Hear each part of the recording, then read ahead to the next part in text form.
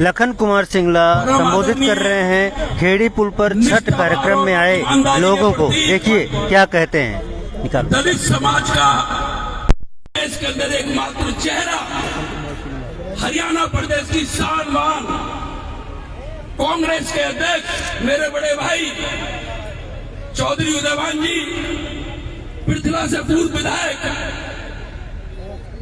बड़े भाई रघुवीर सिंह तेवतिया जी, वरिष्ठ अतिथि करूंगा बहादुर सिंह एडवोकेट जी, सुभाष पंचाल जी, बालकृष्ण वशिष्ठ जी, विजय कुमार जी, कपूर चंद अग्रवाल जी, करमवीर खजाना जी, संतोष सैनी जी, आकाश सैनी जी, रचना वसीम जी, खुशबू खान जी और अवधी समाज, पूर्वांचल समाज भाई अजब सिंह नागर जी, राकेश भोजपुरी जी, कैप्टन साहब और अवधी समाज और पूर्वांचल समाज के जितने भी मेरे नौजवान साथी आए हैं, सबका बहुत बहुत हार्दिक धन्यवाद और बधाई देता हूं। मैं मंच के माध्यम से अध्यक्ष जी, 20-21 साल से मैं ही मुख्य अतिथि रहता हूं, सरकार जाती रहती है आती रहती है। आज फरीदाबाद के अंदर पूर्वांचल समाज की 10 लाख वोट है लोकसभा में पूरे में। ये इनका वोट किसी भी पार्टी के विधायक को बनाने हराने में पूरा योगदान रखता है। कांग्रेस पार्टी आज किसी भी उद्योगपति ने अध्यक्ष जी प्लांट लगा रखे हैं, 90% मजदूर पूर्वांचल के हैं। पूर्वांचल का बहुत बड़ा योगदान है। मैं मंच के माध्यम से संजय जी का धन्यवाद बहुत बहुत। मंच के माध्यम से अध्यक्ष जी आपसे एक मांग करना चाहूंगा। सिर्फ हमारी सरकार बन रही है, कोई दो राय नहीं है, बन रही है ना, हाथ उठा के बताओ। भूपेंद्र सिंह हुड्डा हरियाणा के सीएम बन रहे हैं और फरीदाबाद लोकसभा की 9 सीट जब से चौधरी उदयवान जी कांग्रेस अध्यक्ष बने हरियाणा के, एक तरफा चुनाव हो गया। 9 सीट लोकसभा में भी हम भारी वोटों से जीत के आएंगे। अध्यक्ष जी, सिर्फ आपसे रिक्वेस्ट है मंच के माध्यम से ये घोषणा कर दो, फरीदाबाद के अंदर झाइस भोजपुरी पूर्वांचल अवधी समाज की तादाद ज्यादा है, वह सरकारी जमीन पर सरकारी खर्चे से घाट बनाया जाएगा। ये हाथ जोड़ के रिक्वेस्ट है मेरी सिर्फ। अब आपके सामने अध्यक्ष जी बोलेंगे, छोटा मुंह बड़ी बात, इनसे बड़ा कोई नहीं बोल सकता। मैं उनसे आग्रह करूंगा वो मंच पे आए, अपने शब्दों से ही आपको विश्वास दें।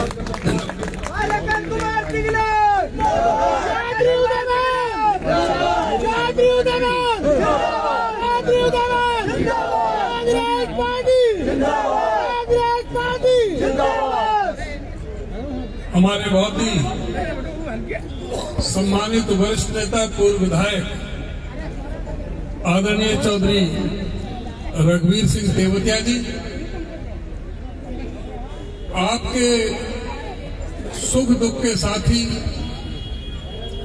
हर समय आपके बीच में रहने वाले, आपकी दुख तकलीफों को दूर करने में आपकी मदद करने वाले, आपके बहुत ही हरमन प्यारे नेता हमारे साथी आदरणीय श्री लखन कुमार सिंगला जी, हमारे साथी श्री बालकृष्ण वशिष्ठ जी, आदरणीय श्री बालू सिंह एडवोकेट साहब, खुशबू खान जी, रचना वसीम जी, आकाश सैनी जी, विजय कुमार जी, हरविंद गुप्ता जी, बंटी ठाकुर जी, विकास भसीन जी, बंटी चौधरी जी, हमारे सुभाष पंचाल जी और बहुत ही हमारे यूथ का जो सारा काम संभाल रहे हैं, लखन सिंगला का आधा काम पूरा संभाल रखा है अजीज नितिन सिंगला जी, और आज के शानदार कार्यक्रम के जो आयोजक बिहार उत्तर प्रदेश पूर्वांचल छठ मैया सेवा समिति के पदाधिकारीगण, भाई राकेश जी, संजय सिंह जी, जवाहर जी, शैलेंद्र जी, दिलीप जी, राजू जी, सुरेश जी, गजेंद्र जी, धीरज जी, मनोज जी, पन्नालाल जी, शंभू जी, बद्री प्रसाद जी, राजू गिरी जी, रमन शर्मा जी, रविंदर शर्मा जी, आरपी प्रसाद जी, सूरज भान जी, और मंच पे कोई साथी जिसका नाम रह गया है, मेरे सभी सम्मानित साथियों, सम्मानित सभी बुजुर्गों, नौजवान दोस्तों, एक तो सबसे मैं माफी चाहता हूं, मैंने कहा था कि मैं हर हालत में 5 बजे तक आ जाऊंगा, क्योंकि ये कार्यक्रम मुख्य तौर से 5 बजे 4:30 बजे का ही मुख्य तौर से रहता है, 5 साढ़े 5 तक।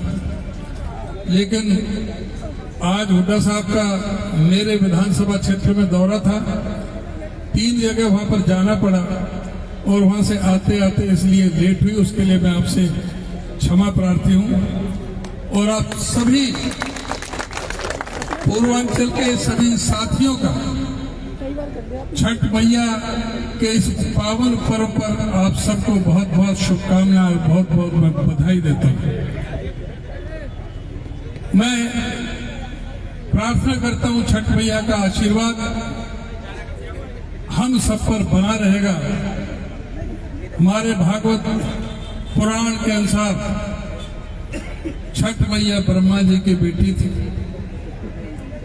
और सूर्य की बहन थी और कार्तिकेय की पत्नी थी, और उन्होंने जिस तरह से सृष्टि का जो छठवां अंश के रूप में, इसलिए उनको छठी मैया उनको कहा गया,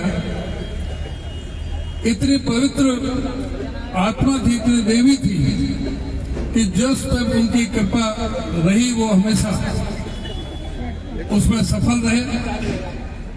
और यही एकमात्र ऐसा त्योहार है जो 4 दिन तक चलता है। खरना, उसके बाद में 36 घंटे का व्रत रखते हैं, महिलाएं व्रत रखती हैं। बहुत बड़ी तपस्या और त्याग की बात है कि नीचे सोना पड़ता है 4 दिन तक, बिल्कुल निर्जला व्रत रखना पड़ता है। तो ये एक बहुत बड़ी तपस्या की भी बात है। उससे ये कहा गया है कि छठ मैया का जो पूजा करते हैं, अर्चना करते हैं, जो उनको दिल से याद करते हैं, तो अगर जिसके कोई औलाद नहीं है उसको भी छठी मैया के आशीर्वाद से उसको औलाद का जो सुख प्राप्त होता है, ये बहुत बड़ी बात होती है। तो मैं छठ मैया के चरणों में नमन करता हुआ मैं यही अरदास करता हूँ हम सब पर उनकी कृपा रहे। और हमारे साथियों ने जो बातें की हैं, देखिए फरीदाबाद को फरीदाबाद बनाने में सबसे बड़ा योगदान पूर्वांचल का रहा है। आज जो फरीदाबाद ने जो तरक्की की है, जो तरक्की देखी है, जो यहाँ पर उद्योग धंधे लगे हैं,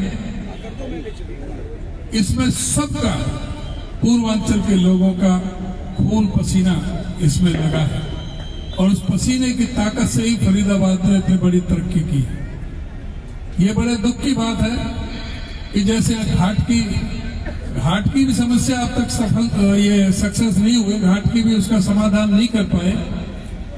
और जो दूषित जल मिलता है, ये बड़े दुख की बात है सरकार के लिए कि जो हमारा जो ये पवित्र त्योहार है, पूर्वांचल वासियों का सबसे प्रमुख त्योहार है, उसमें वो साफ पानी के लिए भी तरसते हैं।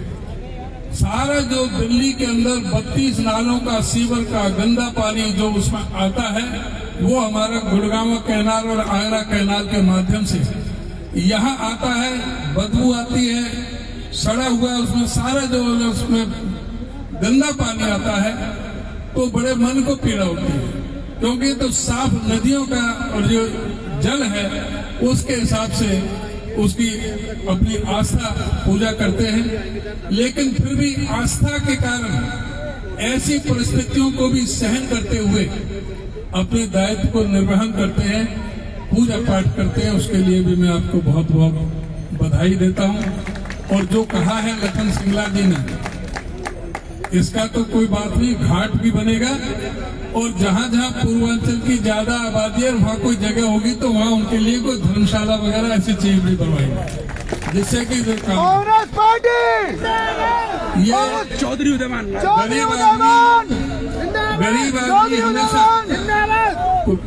गरीब आदमी कांग्रेस का हमेशा साथी रहा है, और जब जब गरीब आदमियों ने कांग्रेस को छोड़ा है तब तक कांग्रेस हारी है और गरीब आदमी भी दुखी हुआ है। अब आप बताएं, मैं कुछ चीजें लेना चाहूंगा कि हमारे प्रधानमंत्री नरेंद्र मोदी जी ने कुछ गारंटी ली थी। उन्होंने कहा था कि 100 दिन के अंदर अंदर महंगाई कम कर दूंगा। दूसरी बात थी कि 100 दिन के अंदर अंदर काला धन आ जाएगा, सबके हिस्सा में 15-15 लाख रुपए आ जाएंगे। तीसरी बात कही थी कि 2 करोड़ नौकरियां मैं हर साल दूंगा। कही थी ना, कोई गलत तो नहीं कह रहा। चौथी बात ये कही थी कि कोई भी गरीब आदमी ऐसा नहीं होगा जिसके सर पे छत ना हो, मकान ना हो। ये भी कहा था कि जो हवाई चप्पल में घूमने वाले हैं वो हवाई जहाज में घूमेंगे। ये भी कहा था गंगा और जमुना साफ कर दूंगा। ये भी कहा था कि 100 स्मार्ट सिटी बना दूंगा। ये भी कहा था कि प्रधानमंत्री नरेंद्र मोदी को बनाओ। बाबा रामदेव भी आंख फड़का फड़का कर कहता था कि प्रधानमंत्री नरेंद्र मोदी को बनाओ तो डीजल आपको 35 रुपए लीटर मिलेगा। और स्मृति ईरानी सर पर डांस करती हुई कहती थी कि ये कांग्रेस 410 का सिलेंडर दे रही है, नरेंद्र मोदी को प्रधानमंत्री बनाओ, ये गैस का सिलेंडर 250 रुपए का मिलेगा। ये प्रधानमंत्री नरेंद्र मोदी की गारंटी थी। अब इन चीजों पे आप देखें, चलो यहाँ पे तो किसानी, आपके गांव में खेतों में जो भी कुछ किसान भी होंगे, किसानों से कहा था कि तुम्हारी C2+50 के हिसाब से मैं आपको MSP दूंगा। और किसानों को 13 महीने तक दिल्ली के चारों तरफ संघर्ष किया, धरना दिया। 712 किसानों को अपने प्राणों की आहुति देनी पड़ी, लेकिन फिर भी उनकी बात नहीं मानी। इन्होंने कहा था कि गरीब आदमी को कोई ऐसा सर नहीं रहेगा जिस पे मकान नहीं होगा। तो भाई पूर्वांचल का तो सारा गरीब आदमी है, झुग्गी झोंपड़ियों में रहता है, छोटी छोटी कॉलोनियों में रहता है, थोड़े थोड़े से घरों में रहता है। किसी को मकान मिला है? 1,38,200 मकान मंजूर हुए थे।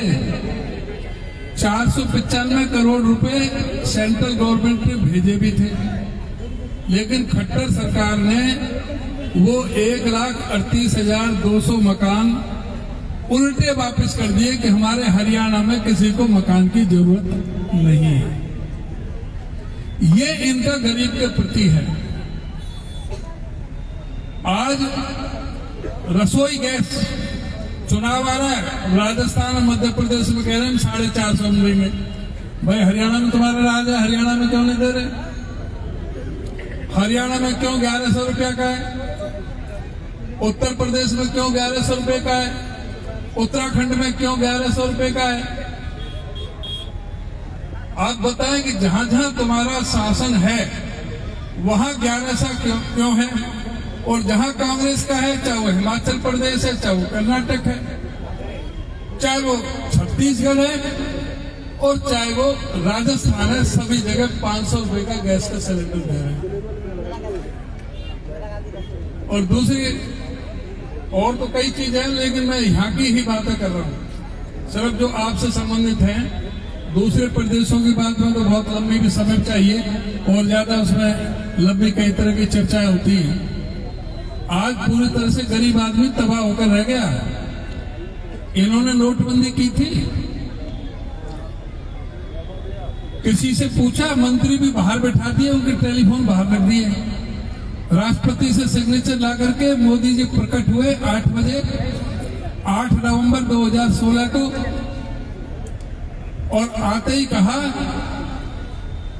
कि बहनों और भाइयों, देशवासियों, आज रात को 12 बजे के बाद तुम्हारा 500 का नोट और 1000 का नोट लीगल टेंडर नहीं रहेगा, उसकी कोई वैल्यू नहीं रहेगी। अब बताइए कि क्या अफरा तफरी हुई? लोग काला धन आ जाएगा। आपको पता है कि उस लाइन में गरीब आदमी था जो लाइन में लग रहा था, जो रोज दलित, पीड़ित, शोषित, उपेक्षित, सर्वहारा का, वंचित समाज का गरीब व्यक्ति, बीपीएल कार्ड धारक, वो लाइनों में लगा हुआ था। 168 आदमी उस लाइन में लग करके मारे गए थे। वो कौन थे? इस देश का सबसे गरीब और मजदूर तबका के आदमी थे, जो 168 आदमी लाइन में लग के मरे थे। सारा जो काला धन सफेद हो गया, पूंजीपतियों के घर पैसा पहुंचता था, 3.5 लाख करोड़ का नुकसान हुआ, 12 करोड़ लोगों का रोजगार छिना, हजारों फैक्ट्रियों को ताले लग गए। जिस फैक्ट्री में 100 आदमी काम करे, उसे 20 और 25 से काम लिया, 70-75 बाहर कर दिए। जिसमें 500 आदमी काम करे, 100 से काम लिया, 400 बाहर कर दिए। जहां 16 करोड़ रोजगार देने की बात थी, 12 करोड़ बेरोजगार कर दिए। ये इस सरकार का काम, इस सरकार का काम था। यहाँ आप सबसे ज्यादा पीड़ित होंगे। कोरोना में कह रहे थे कि थाली बजाओ, कोरोना भाग जाएगा। आप अपनी टॉर्च जलाओ, मोबाइल की बैटरी जलाओ, कोरोना भाग जाएगा। और तो नहीं, गोबर लीप लो शरीर पे, कोरोना भाग जाएगा। आपको पता है उस कोरोना में किस तरह से वो गरीब आदमी कौन था जो हजारों किलोमीटर चल रहा था, कोई 500 किलोमीटर, कोई 700 किलोमीटर, कोई 1200 किलोमीटर। इस देश का गरीब, किसान, मजदूर, मेहनत कश व्यक्ति, दलित, पीड़ित, शोषित, उपेक्षित, सर्वहारा वर्ग का, वंचित समाज का, शोषित समाज के वो व्यक्ति थे जो उसमें पैदल चल रहे थे हजारों किलोमीटर, जिनको अपने प्राणों से हाथ धोना पड़ा था। इन लोगों ने बड़ा भारी अत्याचार किया है, गरीबों पर अत्याचार किया है। ये पूंजीपतियों की सरकार है, ये अडानी और अंबानी की दलाल सरकार है। इनको पूंजीपतियों के 14.5 लाख करोड़ ये माफ कर सकते हैं, कर्जे माफ कर सकते हैं, लेकिन गरीब का कर्जा माफ नहीं कर सकते। इसलिए इस सरकार को उखाड़ फेंकने का समय आ गया। कांग्रेस पार्टी ने संकल्प लिया है कि जिस दिन हमारी सरकार हरियाणा में बनेगी, ओल्ड पेंशन स्कीम जो कर्मचारी हैं, पूर्वांचल के भी काफी कर्मचारी हैं, उनको ओल्ड पेंशन स्कीम के हिसाब से सबको पुरानी कर्मचारी, उनको पुरानी पेंशन बाहर की जाए। दूसरा हमारा वादा है कि जो भी बुजुर्ग आदमी है 60 साल से ज्यादा, उस हर व्यक्ति को 200 रुपए रोज के हिसाब से 6,000 रुपए बुढ़े को, 6,000 बुढ़िया को, 12,000 रुपए बुढ़े बुढ़िया को पेंशन देने का काम करेंगे।